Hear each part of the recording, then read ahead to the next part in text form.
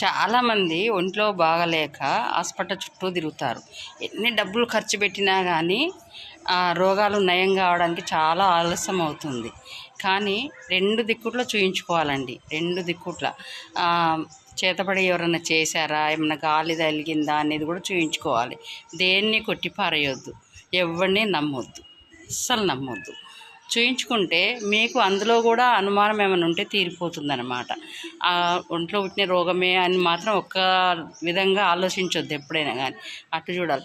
ఈ చేతబడి చేసేవాళ్ళు ఒంట్లో రోగం పుట్టేటట్టు చేస్తారంట, యాక్సిడెంట్ అయ్యేటట్టు చేస్తారంట, ఇల్లు వదిలిపెట్టిపోతట్టు చేస్తారంట, డబ్బులకు బాగా ఖర్చు అయ్యే విధంగా మొత్తం నిల్లు అయిపోయే విధంగా చేస్తారంట, రకరకాలుగా చేస్తారంట.